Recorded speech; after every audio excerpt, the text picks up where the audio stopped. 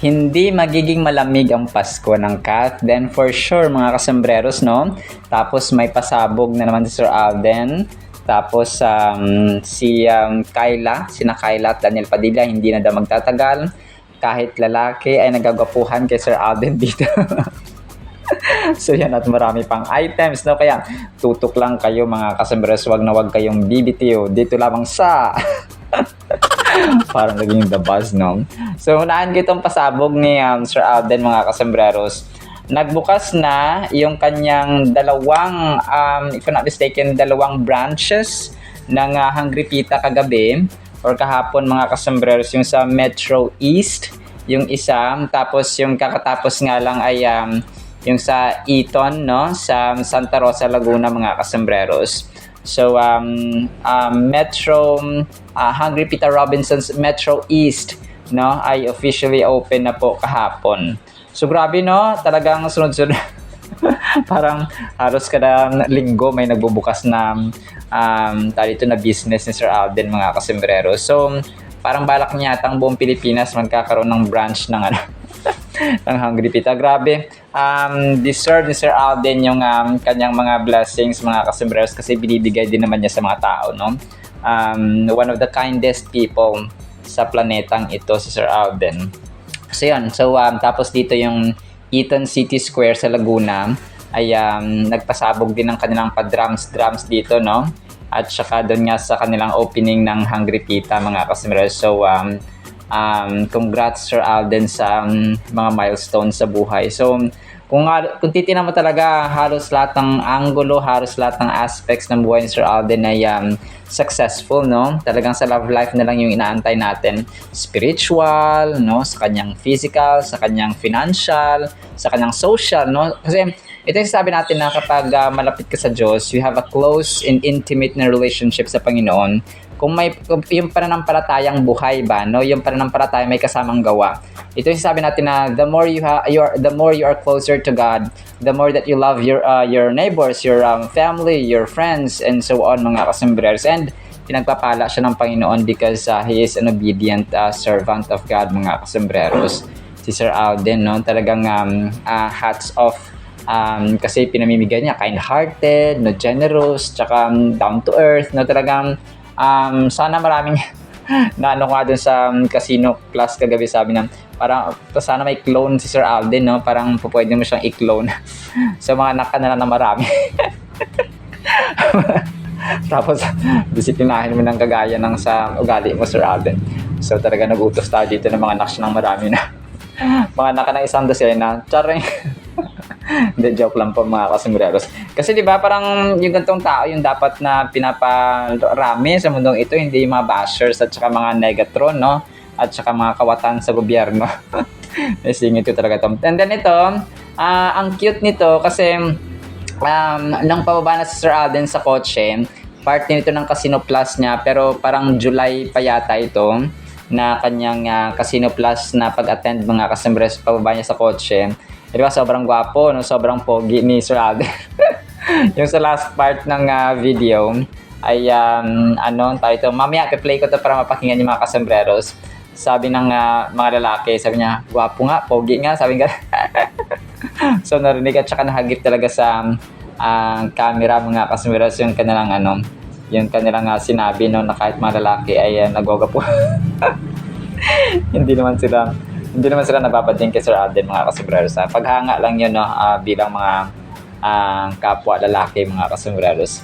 So, ganun po. And then ito, lumabas itong mga pictures, mga kasembreros, ng Kath din. Si Sir Alden naka-brown na leather jacket.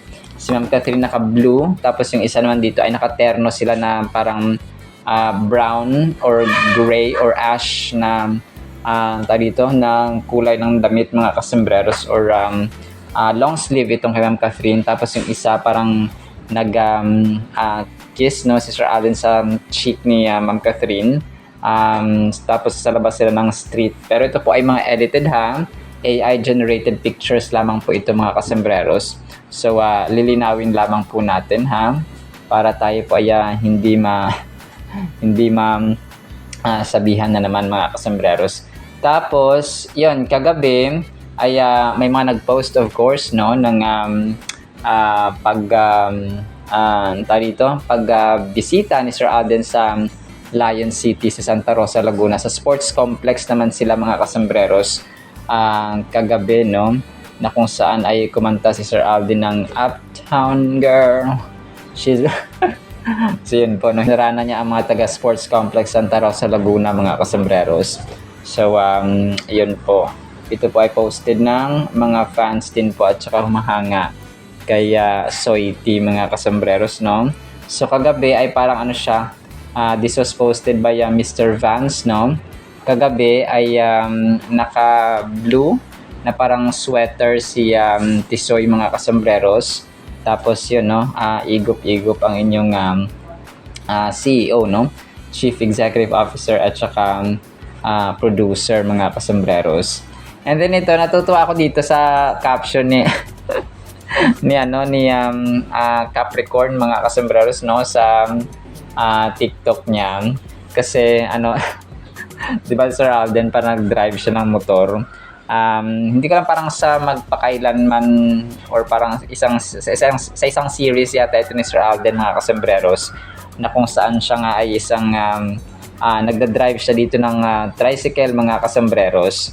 So natutuwa ako dito sa caption talaga sa caption talaga ng so dito ay parang nakadilaw si Sir Alden, tapos parang naka chaleco no, parang hindi ko lang kung anong series niya ito mga kasembreros, or pwedeng na magpakailanman no yung kanyang picture na ito mga kasembreros. Sabi niya ito sa caption niya kasi, mabuti pa si Manong tricycle driver Alden Richards dito, 30 pesos pa lang special.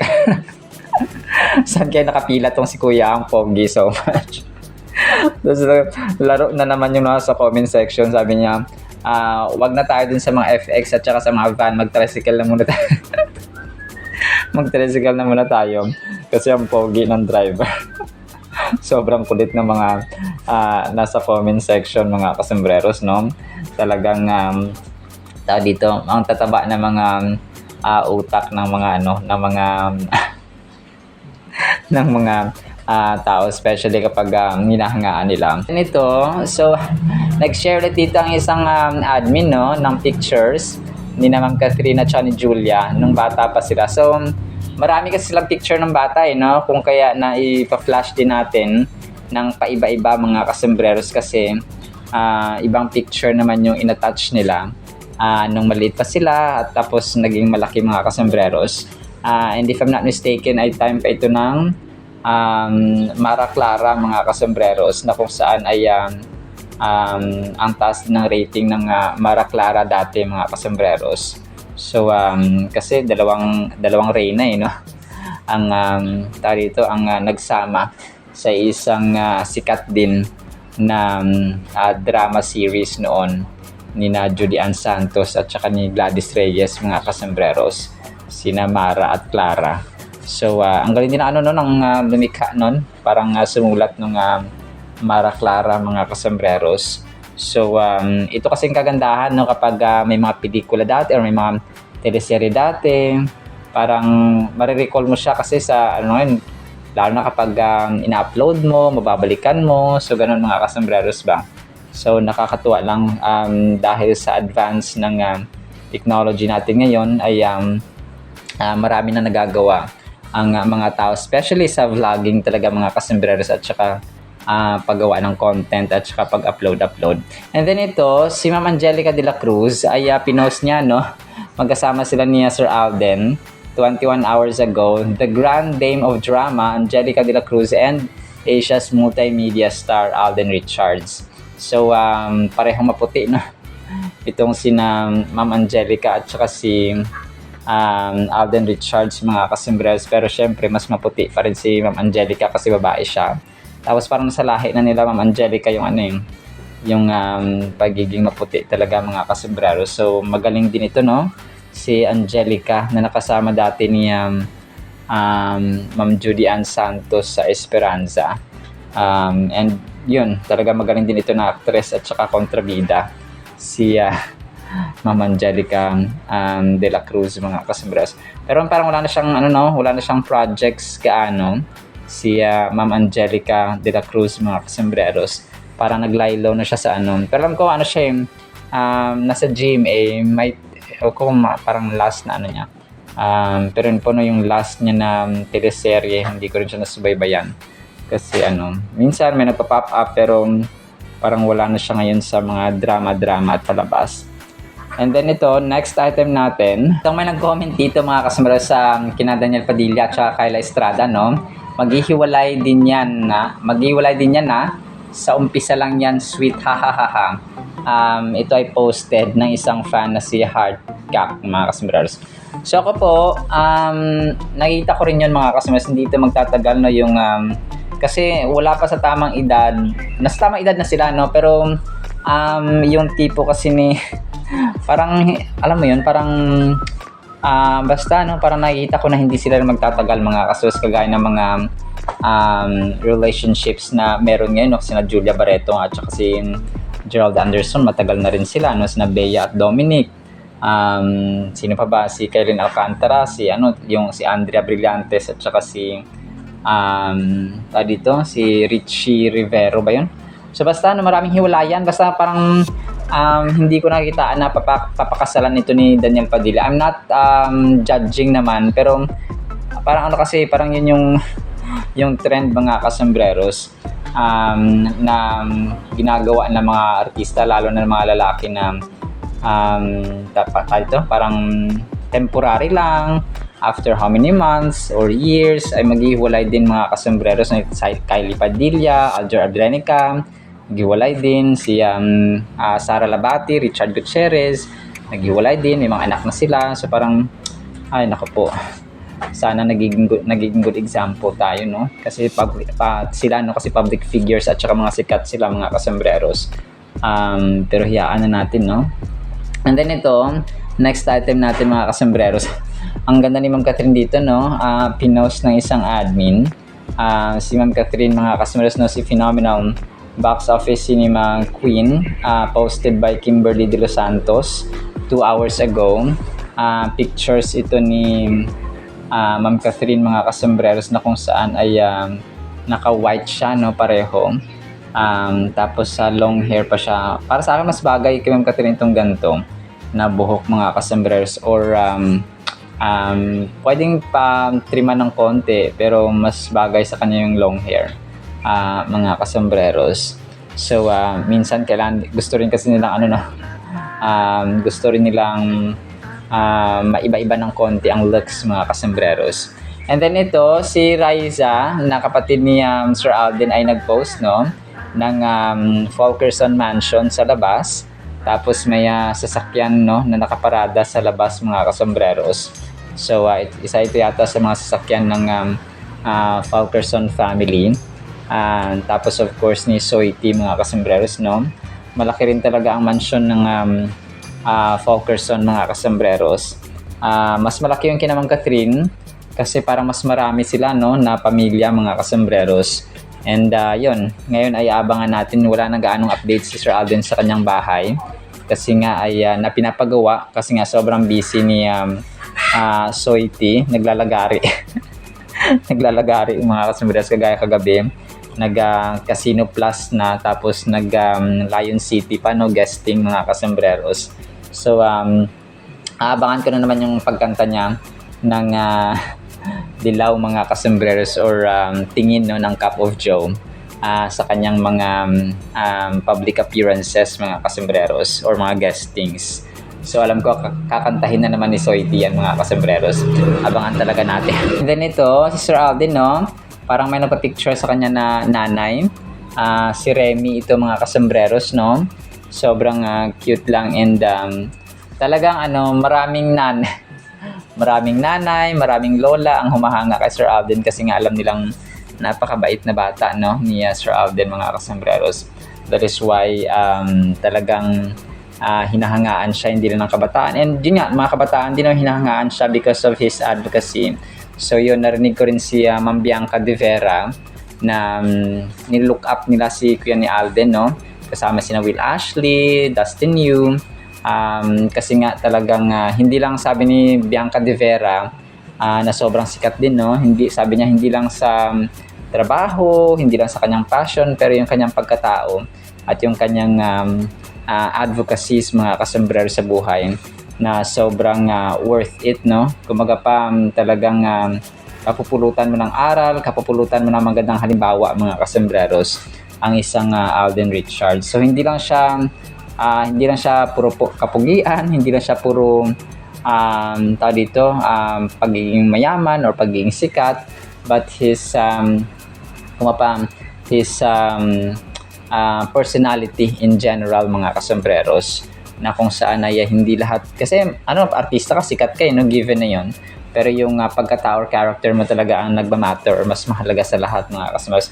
How you approach and how you treat your fans and other people, your katrabaho sa showbiz and so on mga kasombrero. So yun yung sasabi niya na legacy ba, na ano yung may iwan mong legacy at impression ng tao, no, pag nawala ka na. So yun yung kanyang sinasabi mga kasos, which is definitely deep na malalim at dapat nating kapupulutan ng aral at kapupulutan ng halimbawa. And then ito, so ang cute nito, no, yung fandom ni Kath ay para nag-post sila dito ng malaking pangalan na nakaprint, no, ni Ma'am Catherine mga kasombreros, na kung saan ay nakalagay ito ay Kath, tapos yung mga fans niya mga kasombreros, no. Tapos malaki, no, kasi sa fandoms diyan talaga or yun talaga yung isa sa mga factors, isa sa mga main factors kapag active yung fans, active yung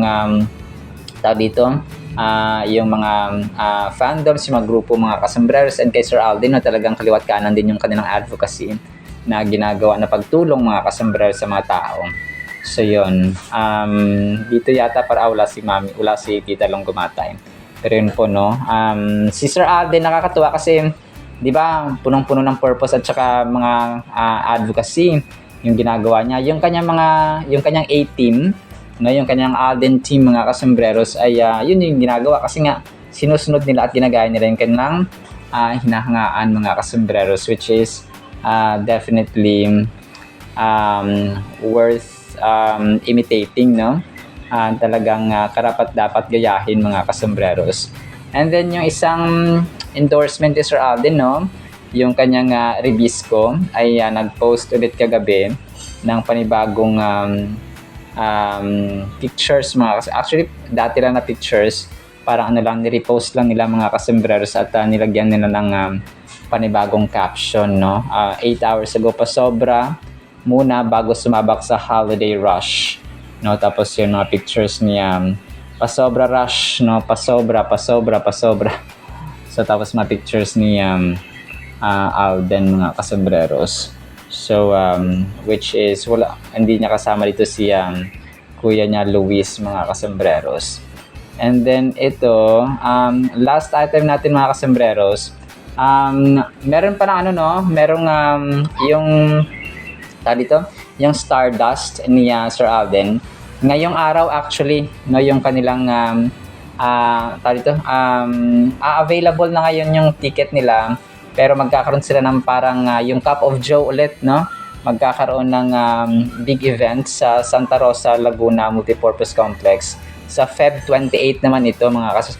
Hindi ko lang kung Cup of Joe Stardust, kasi nakalagay ito Cup of Joe Stardust So parang collaboration na naman ito ni Sir Alden at saka ng wala yung Myriad dito. Pero yun, pinost kasi yung Stardust baka co-produce ng Stardust kasi yung Stardust, di ba, yun yung business ni Sir Alden sa Makati. So pero dito ay magkakaroon din sila ng tsaka sa Laguna.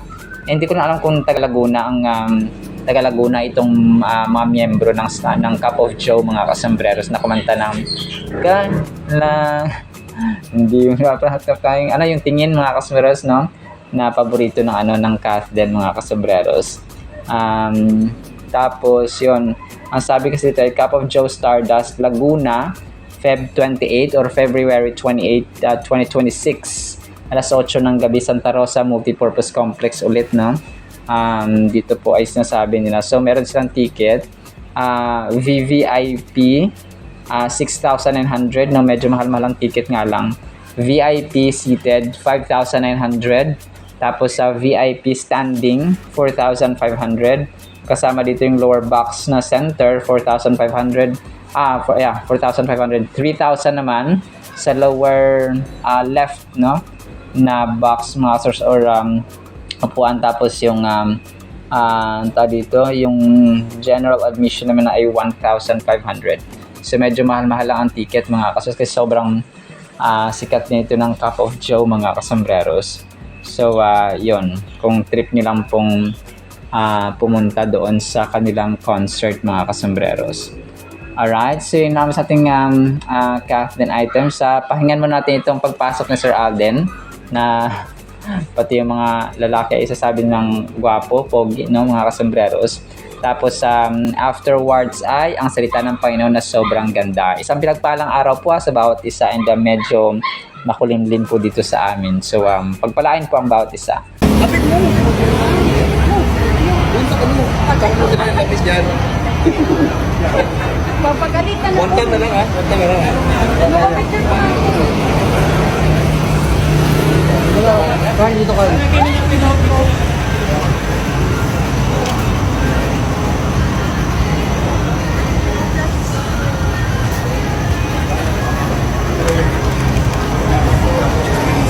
ka dito mo.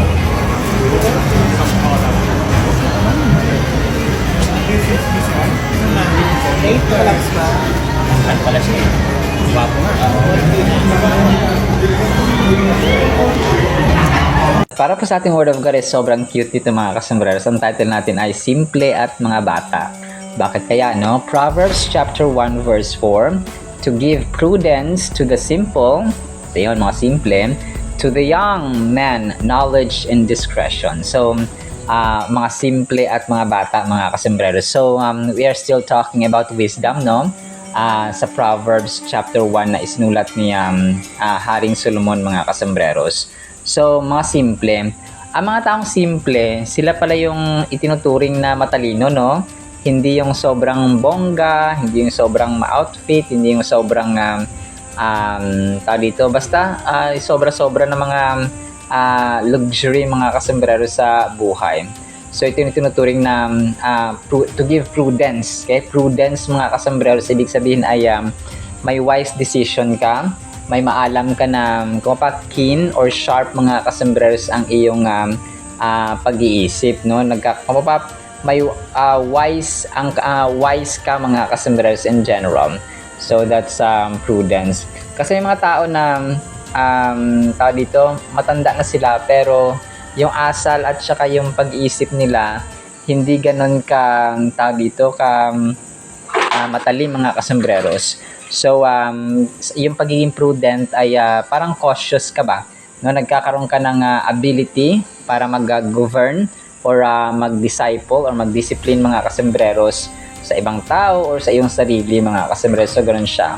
And yun nga, mahalaga ito, mga kasembreros, because pag nagiging cautious ka, nagiging careful ka, nagiging maalam ka, so you will also treat other people well and you behave well, mga kasombrero, sa ibang tao kasi nga you have prudence. So grabe, no, ang ganda nito, mga kasombreros. And sabi pa niya dito ni Haring Solomon, to the young man, knowledge and discretion. So related or synonyms lang to sila, mga kasombreros.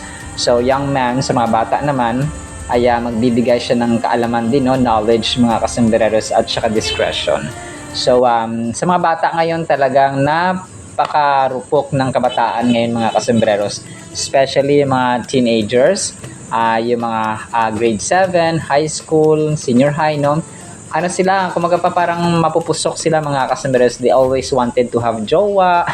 They always wanted to have a relationship, mga kasembreros, sa kanilang opposite sex and so on, mga kasembreros. Parang hindi ka in sa kanilang generation if you don't have kumbaga pa walang jowa, no? Parang hindi ka hindi ka in sa grupo, hindi ka belong sa kanilang generation kapag wala kang jowa. Tapos kukutsain ka, no? Tutuksuhin ka, wala kang jowa, mahina ka naman. Sa parang ganon mga kasunod.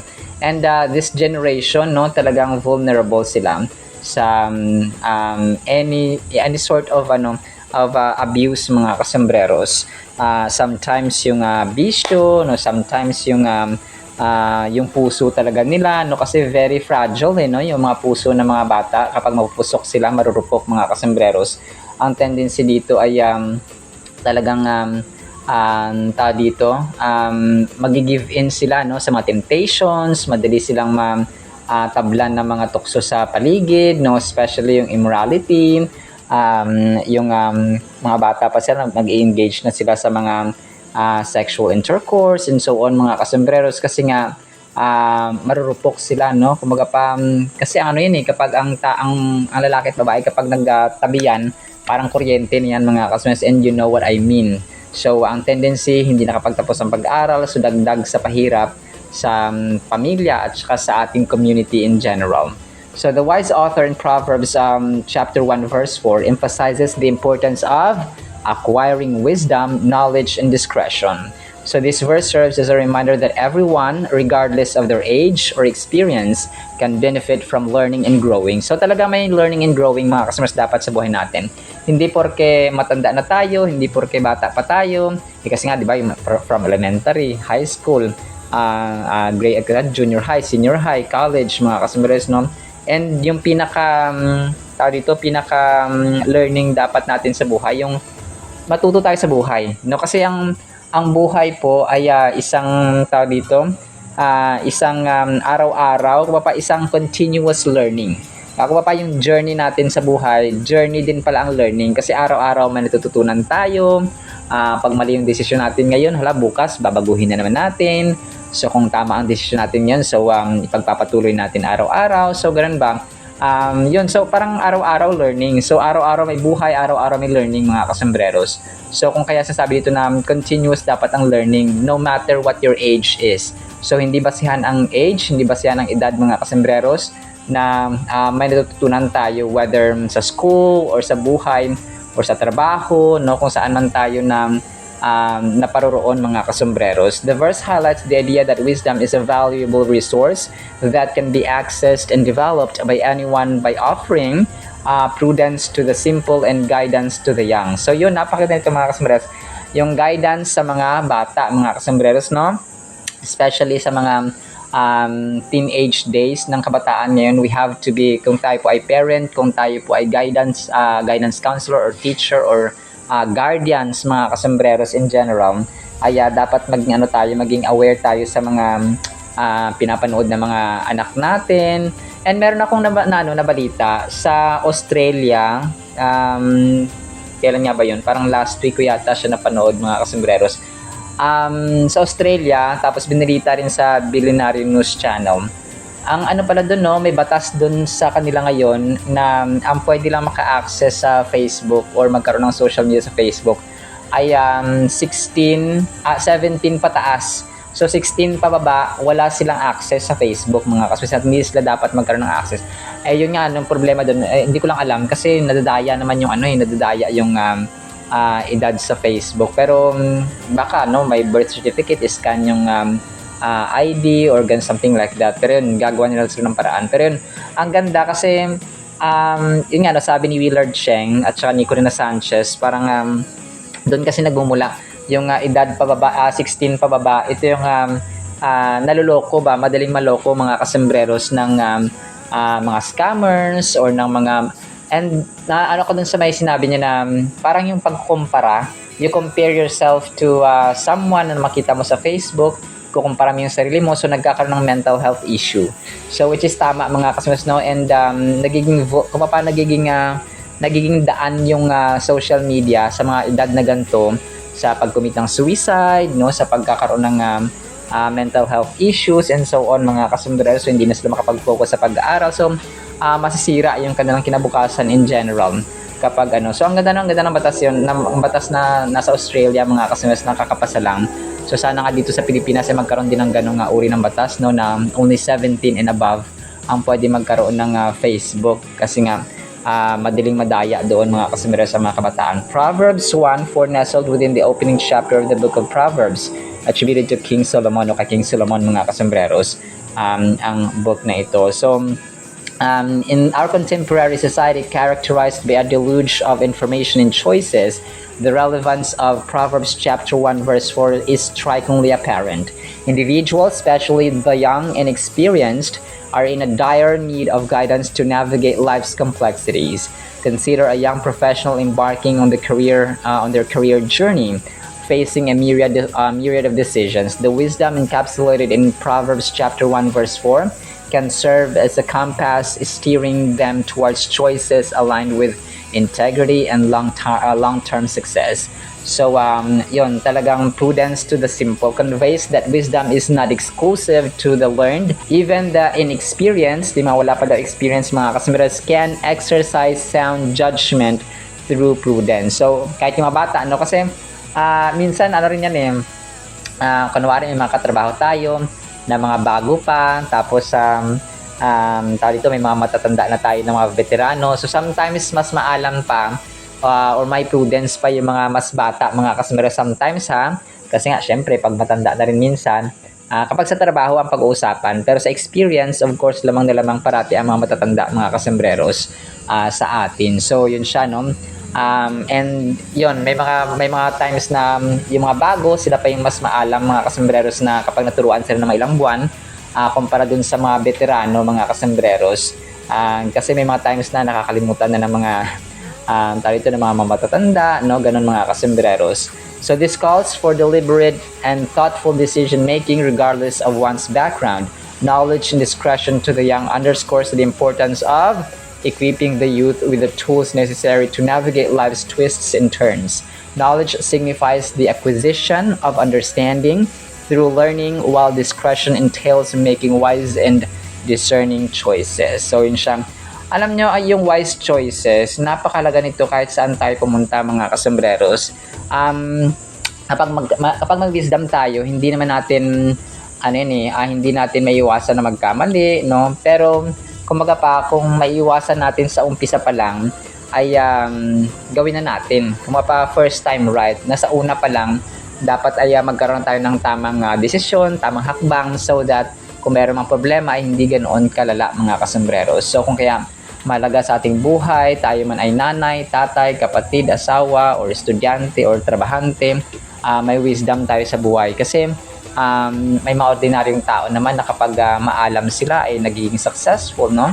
At saka yung mga bata naman, meron din namang mga bata na dahil wise sila, dahil may prudence sila or prudent sila, mga kasembreros, ay nagsasucceed sila sa buhay. So ganon, mga kasembreros. Alright, salamat sa ating Word of God, Nawa po ipagpalaan po tayo ng pag-ibig, pananampalataya, pag-asa, wisdom, and prudence, mga kasembreros, na nagbumula sa ating Diyos na makapangyarihan sa lahat. In the mighty name of Jesus we pray. Amen and amen. See you sa next segment, mga kasembreros, and paalam po.